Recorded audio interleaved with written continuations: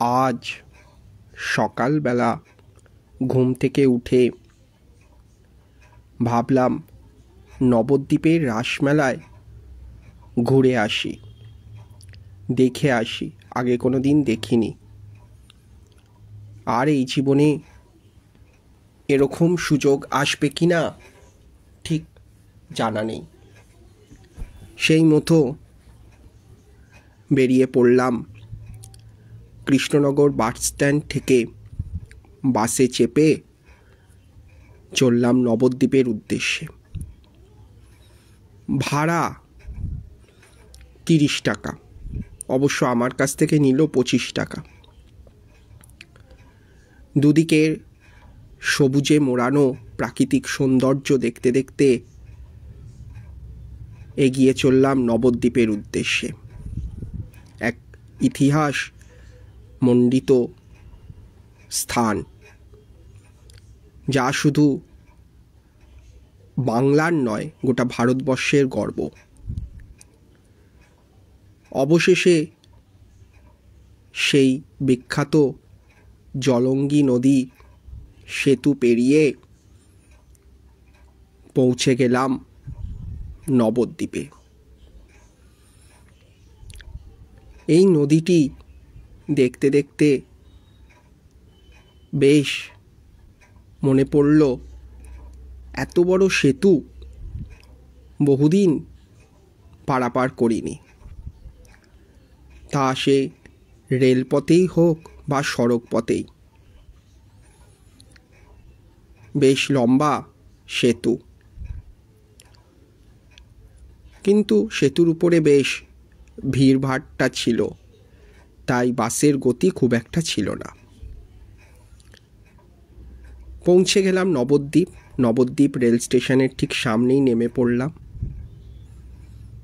সেখানেই দেখলাম রাস উৎসবের সূচনা। প্রথমেই একটি মণ্ডপে ঢুকে পড়লাম। কত মানুষ এসছেন নবদ্বীপ এবং নবদ্বীপের পার্শ্ববর্তী অনেক জায়গা থেকে। কলকাতা থেকেও এসেছেন বহু মানুষ, প্রতি বছরই আসেনও তারা। এখানে মন্দির, প্যান্ডেল সব কিছুই যেন খুবই অনন্য। ছোটবেলার শ্যামনগরের কথা মনে পড়ে গেল। ঠিক রাস্তার দুধারে এরকমই আলোকসজ্জা এবং পাড়ায় পাড়ায় পুজো প্যান্ডেল দেখতে বেরোতাম হেঁটে হেঁটে।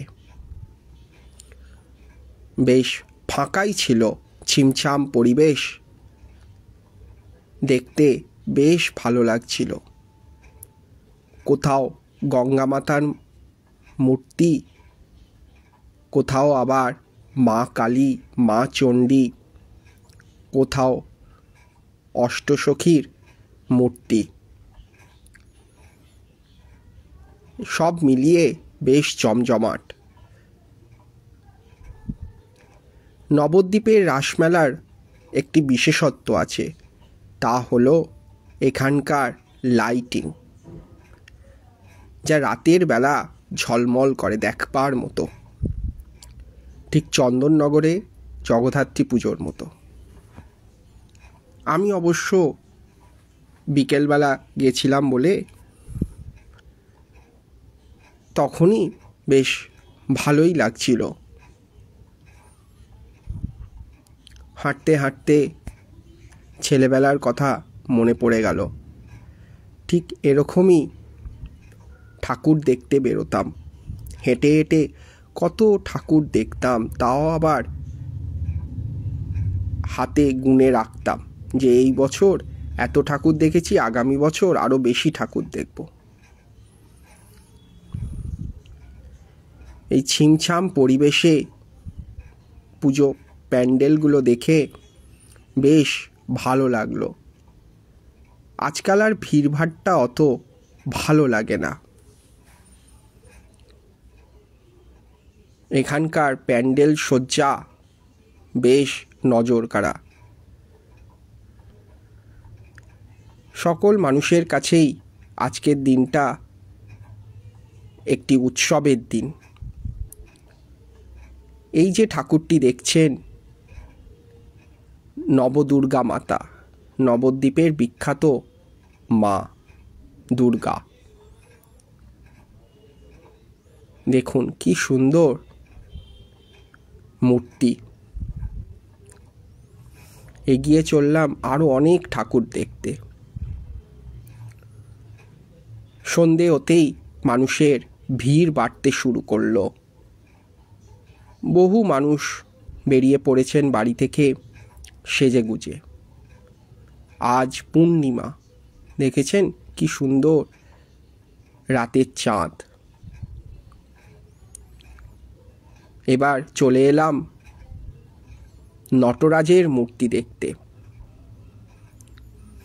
কত মানুষ বেরিয়ে পড়েছেন, ভিড় যেন ক্রমেই বেড়েই চলেছে।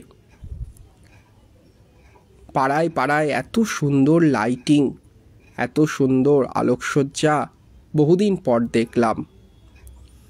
কলকাতা শহরেও দেখি, তবে নবদ্বীপ কৃষ্ণনগরের লাইটিং যেন অনন্য। এই পুজো মণ্ডপটি একটি বাড়ির উঠোনে